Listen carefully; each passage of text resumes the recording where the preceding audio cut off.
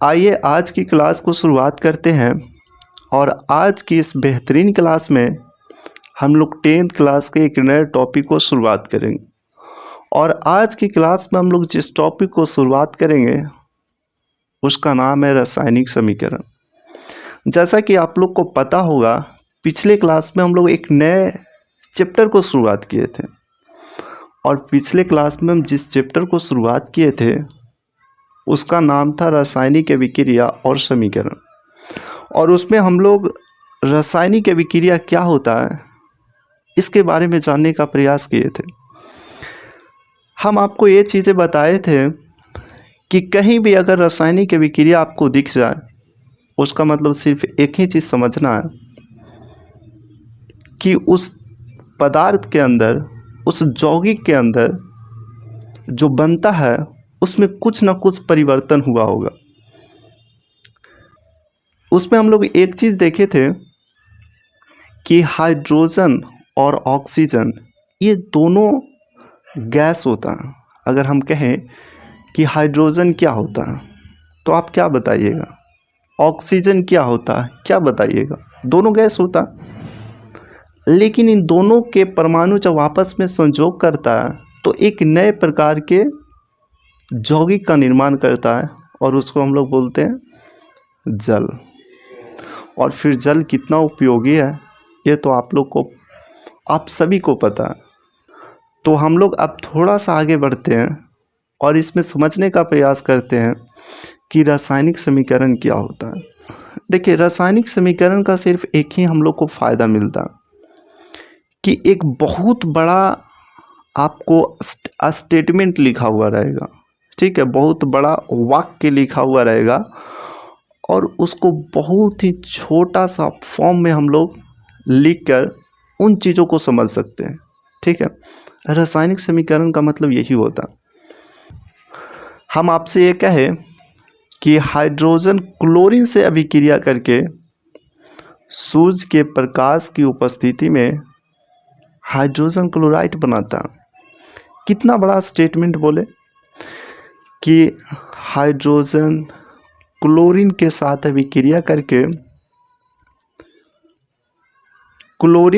अभिक्रिया करके in the presence of sunlight to form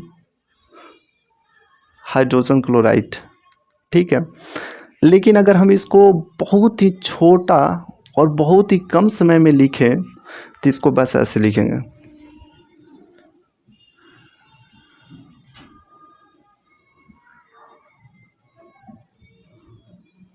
ये आपका हो गया। हम जितना बोले थे उतना लिख दिए। अब इसको हम पढ़ सकते हैं कि हाइड्रोजन क्लोरीन के साथ अभिक्रिया करके हाइड्रोजन क्लोराइड बनाता है। इसीलिए हम लोग को समीकरण पढ़ने के लिए दिया गया कि समीकरण का अपने आप में क्या, समीकरण का अपने आप में क्या इम्पोर्टेंस है, इसीलिए हम लोग समीकरण को पढ़ते हैं।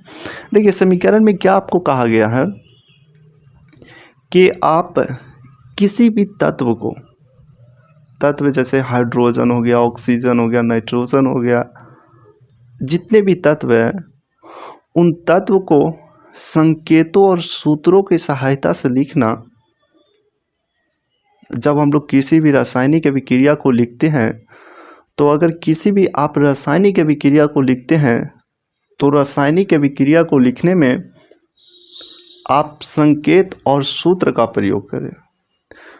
एक तो आपको इससे फ़ायदा है कि बहुत ही कम टाइम में आप इसको लिख सकते हैं।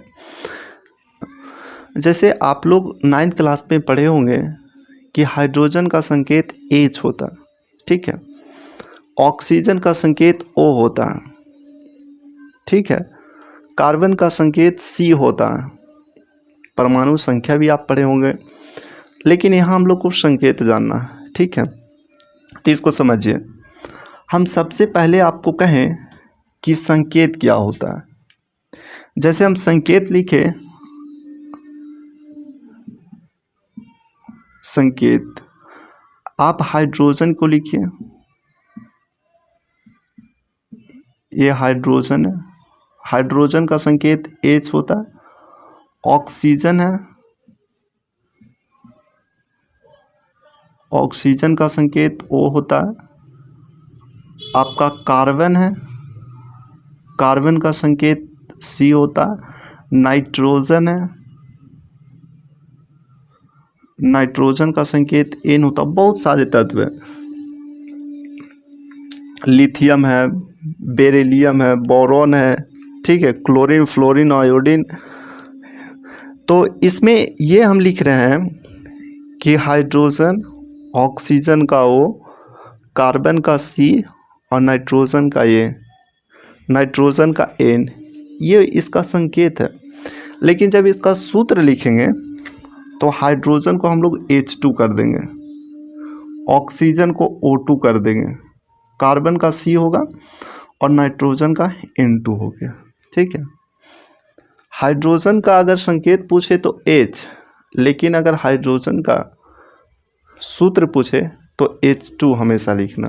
ठीक है, और जब भी आप रासायनिक अभिक्रिया को लिख रहे हैं या रासायनिक समीकरण को लिख रहे हैं तो आप हमेशा H2 को लिखिएगा, आप हमेशा N2 को लिखिएगा, आप हमेशा O2 को लिखिएगा।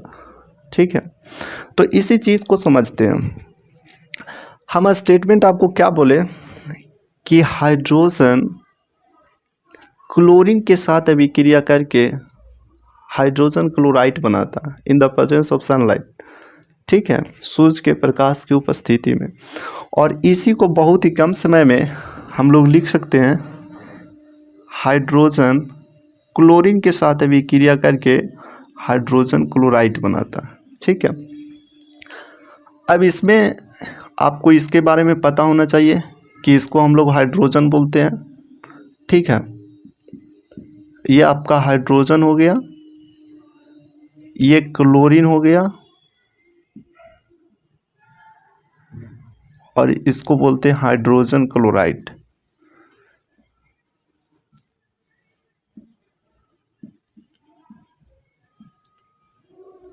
Hydrogen chloride, hydrogen chloride. Hydrogen chlorine के साथ अभिक्रिया करके सूर्य के प्रकाश की उपस्थिति में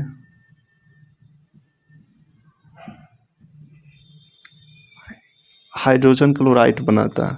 ठीक है, तो हम लोग इसमें किए क्या, ये जो इतना बड़ा स्टेटमेंट लिखा हुआ था कि हाइड्रोजन क्लोरीन के साथ अभिक्रिया करके सूर्य के प्रकाश की उपस्थिति में हाइड्रोजन क्लोराइड बनाता है, इसको बस क्या किए कि हाइड्रोजन को हाइड्रोजन लिख दिए, क्लोरीन था क्लोरीन लिख दिए, और सूर्य के प्रकाश की उपस्थिति में ये क्या बनाता है, हाइड्रोजन क्लोराइड। तो देखिए इसमें हाइड्रोजन और क्लोरीन, इसको तो आपको पता है कि इसको हम लोग अभिकारक बोलते हैं, ये फर्स्ट क्लास में आपको बताए थे। और ये क्या हुआ, तो ये इसको हम लोग प्रतिफल बोलते हैं। ठीक है, इसको प्रतिफल बोलते हैं। तो अभिकारक क्या होता है, तो वैसे तत्व जो रासायनिक अभिक्रिया में भाग लेता है और भाग लेने के फलस्वरूप एक नए पदार्थ को निर्माण करता है, उसको हम लोग अभिकारक बोलते हैं। और अभिक्रिया के फलस्वरूप, ठीक है, अभिक्रिया के फलस्वरूप जो बनता है उसको हम लोग प्रतिफल कहते हैं। देखिए अभी आपको ये समीकरण समझ में नहीं आ रहा होगा, लेकिन जब हम लोग इस पर एक सेपरेट वीडियो बनाएंगे, संतुलित रासायनिक समीकरण क्या है, ठीक है, उसमें हम लोग कैसे समीकरण को संतुलित करेंगे, उस पर हम लोग बहुत ही बेहतरीन तरीके से समझ पाएंगे चीज़ों को। तो इसमें बस आपको एक चीज़ याद करना है कि हाइड्रोजन क्लोरीन के साथ अभिक्रिया करके सूर्य की प्रकाश की उपस्थिति में हाइड्रोजन क्लोराइड बनाता है। इसमें हाइड्रोजन और क्लोरीन यही दोनों मिल के इसको बना रहा है। तो ये जो मिल के बना रहा है इसको अभिकारक बोल देंगे, और जो बन रहा है उसको प्रतिफल बोलते हैं। किसी को कोई यहाँ तक दिक्कत नहीं? तो देख लीजिए इसमें क्या कह रहा है। रासायनिक समीकरण क्या होता है, केमिकल इक्वेशन। किसी रासायनिक अभिक्रिया में भाग लेने वाले तत्वों को, ठीक है, तत्वों को संकेतों एवं सूत्रों के सहायता से लिखना, ये इम्पोर्टेंट है। कह रहा है संकेतों एवं सूत्रों के सहायता से लिखना। तो संकेत तो हम लोग देखे थे, H होता है, ऑक्सीजन का O होता है, कार्बन का C होता है, नाइट्रोजन का N होता है, लेकिन हम लोग मेनली इसमें सूत्र का प्रयोग करते हैं। तो देखिए कभी कभी किसी का संकेत भी हो जाता है प्रयोग और किसी का हम लोग सूत्र प्रयोग करते हैं। तो इसमें हाइड्रोजन हो गया H2, ऑक्सीजन हो गया O2, नाइट्रोजन हो गया N2 और फिर जो बच गया कार्बन उसको C लिखते हैं। तो संकेतों एवं सूत्रों के सहायता से उस अभिक्रिया का संक्षिप्त रूप लिखना रासायनिक समीकरण कहलाता है। ये अभिक्रिया हम फर्स्ट क्लास में आपको बताए हैं कि अभिक्रिया क्या होता है। अभिक्रिया अब देखिए इसमें क्या हुआ, हाइड्रोजन है, क्लोरीन है, ठीक है, हाइड्रोजन एक गैस है, क्लोरीन भी गैस है, लेकिन ये गैस आपस में मिलकर हाइड्रोजन क्लोराइड का निर्माण कर दिया, ठीक है, हाइड्रोजन क्लोराइड का निर्माण कर दिया। यानी कि इसमें यह हुआ कि इन दोनों को गैस है लेकिन ये कुछ और होगा, हाइड्रोजन क्लोराइड है। जैसे अगर हम कहें आपको कि अभिक्रिया में सिर्फ एक ही चीज़ देखा जाता है, वो उसमें परिवर्तन, यानी अभिक्रिया हुआ है इसका मतलब उसमें कुछ ना कुछ चेंजिंग हुआ, ठीक है, यही हुआ अभिक्रिया। अब देखिए इसमें एक और कह रहा है पॉइंट क्या, रासायनिक समीकरण में अभिकारकों एवं प्रतिफलों को संकेतों एवं सूत्रों के रूप में लिखते हैं। तो देखिए हम लोग अभिकारक इसको बोल रहे हैं और इसको संकेत और सूत्र के रूप में लिख रहे हैं। अब कैसे लिख रहे हैं इसे देखिए, जैसे स्टेटमेंट फिर वही है, हम अगर कहें कि हाइड्रोजन, देखिए कितना बड़ा लिखल जाता है, हाइड्रोजन क्लोरीन के साथ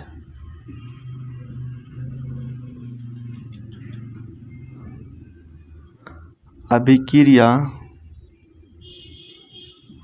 करता है, हाइड्रोजन क्लोरीन के साथ अभिक्रिया करता है सूर्य के प्रकाश की उपस्थिति में, सूर्य के प्रकाश की उपस्थिति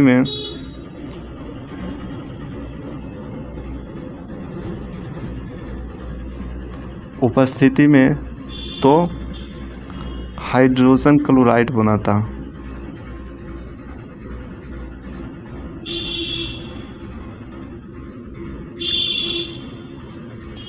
देखिए हाइड्रोजन क्लोरीन के साथ अभिक्रिया करता है सूर्य के प्रकाश की उपस्थिति में तो हाइड्रोजन क्लोराइड बनाता है। इसमें हम लोग क्या किए हैं, देखिए ये हाइड्रोजन है, इसको हम लिख देंगे H2, इसको लिख देंगे H2 प्लस, ठीक है।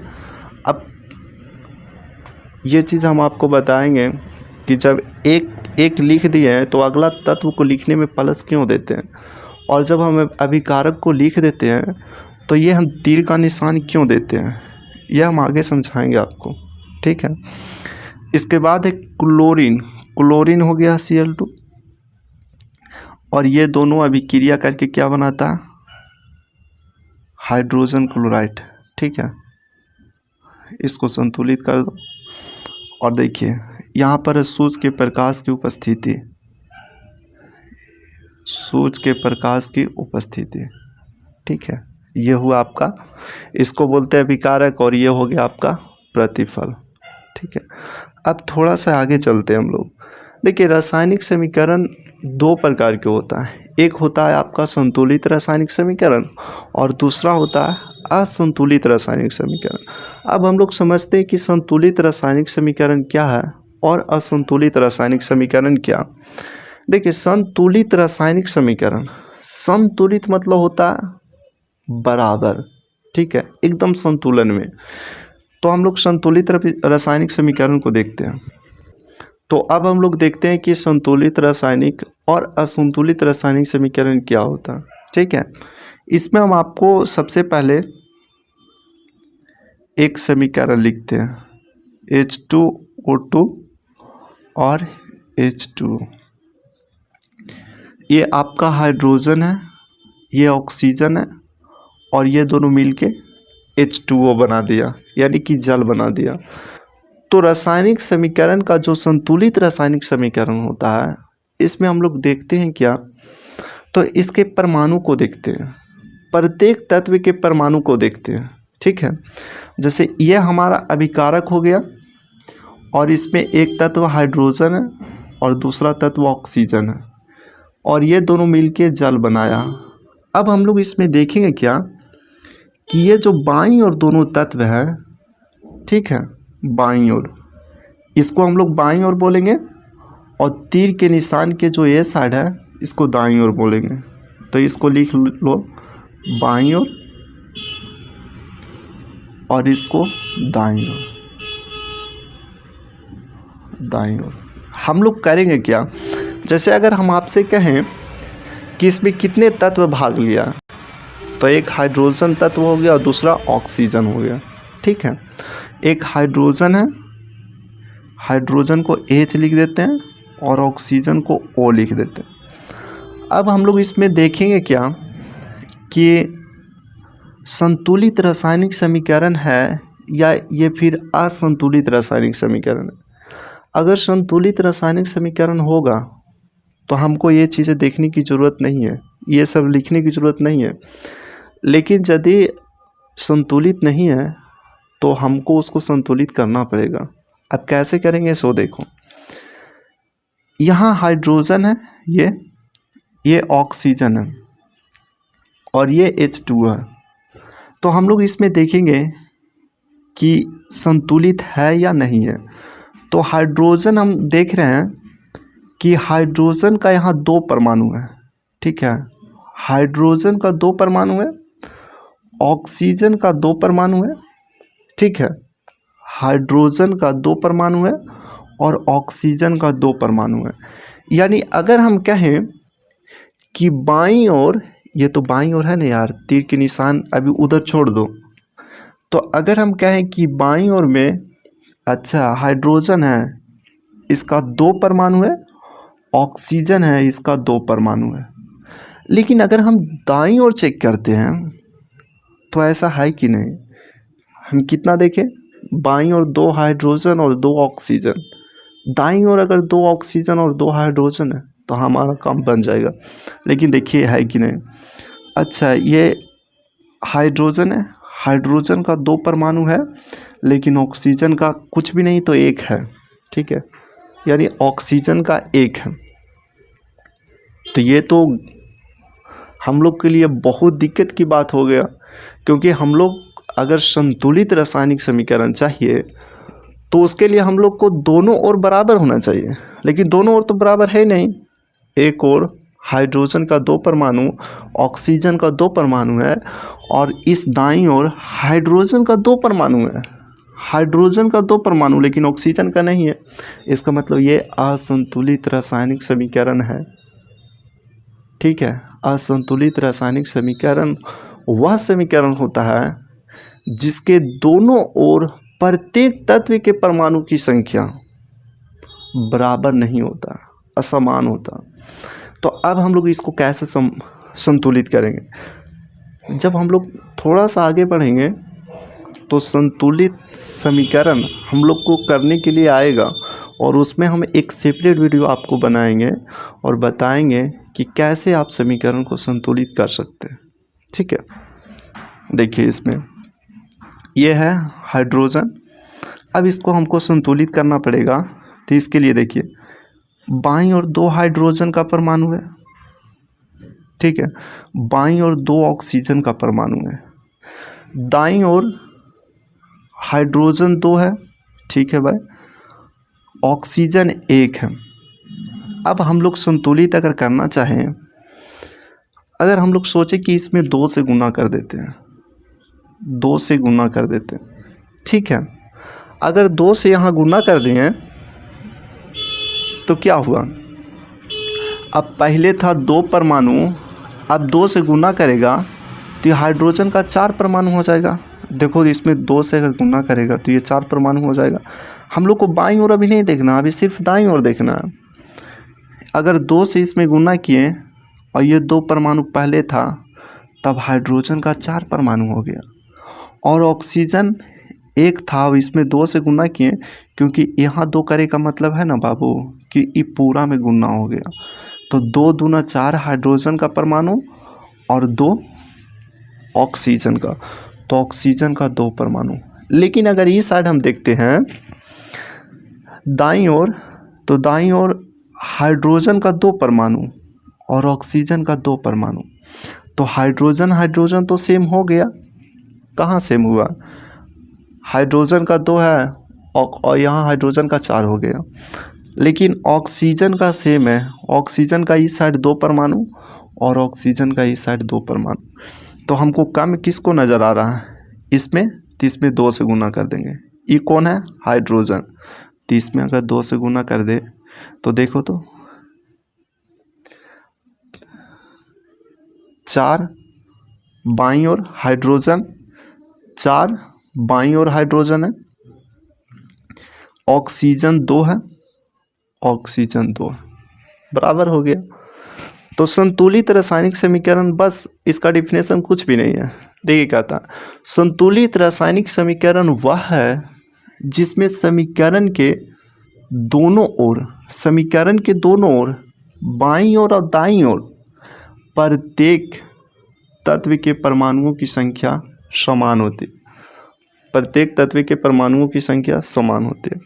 असंतुलित रासायनिक समीकरण वह समीकरण है जिसमें समीकरण के दोनों ओर प्रत्येक तत्वों के परमाणुओं की संख्या असमान होती है।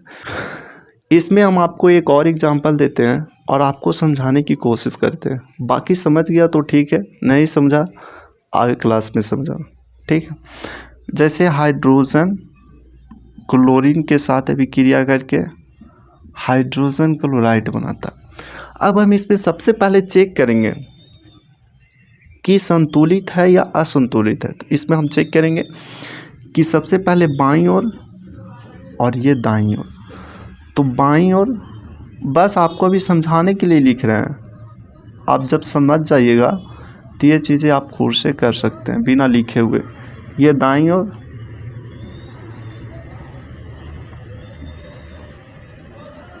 ठीक है, बाईं ओर और दाईं ओर हाइड्रोजन है, हाइड्रोजन लिख लो। दूसरा तत्व क्लोरीन है तो क्लोरीन लिख लो, ठीक है, हाइड्रोजन है और ये क्लोरीन है। अब हम सबसे पहले देखेंगे क्या, इसको हम कुछ नहीं देखेंगे, सिर्फ बाईं ओर देखेंगे।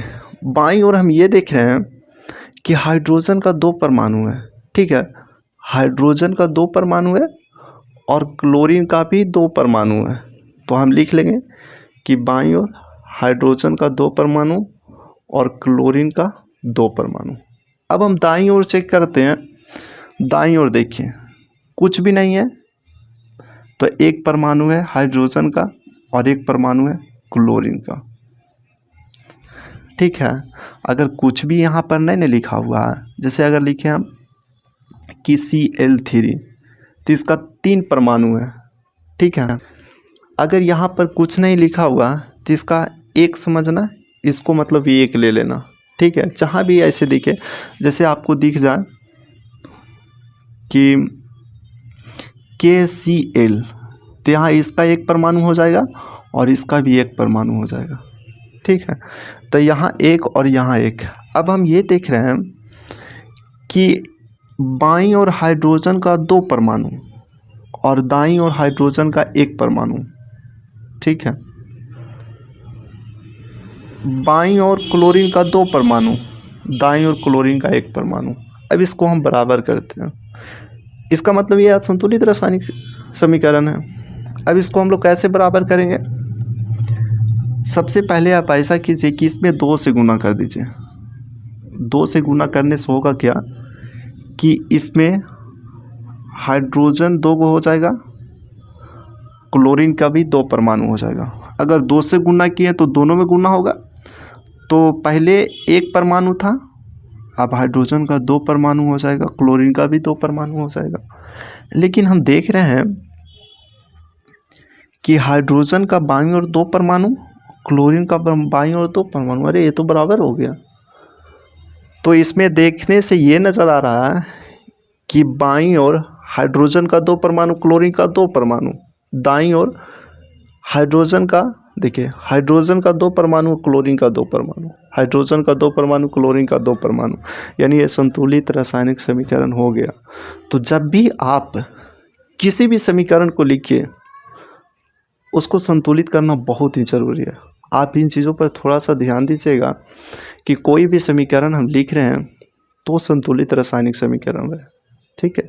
इसके बाद हम आपको ये बता दें कि संतुलित रासायनिक समीकरण को हम लोग और भी बेहतरीन तरीके से समझने की कोशिश करेंगे, क्योंकि समीकरण आपको संतुलित करने के लिए 1 से 2 मार्क्स का सवाल आपकी एग्ज़ाम में पूछा जाता है। तो इसके लिए एक हम सेपरेट वीडियो लाएंगे और उसमें आपको बताएंगे कि कैसे आप समीकरण को लिखते हैं और इसको कैसे संतुलित करते हैं, ठीक है। तो आज के लिए बस इतना ही, अगले क्लास में फिर आपसे मिलेंगे बेहतरीन तरीके।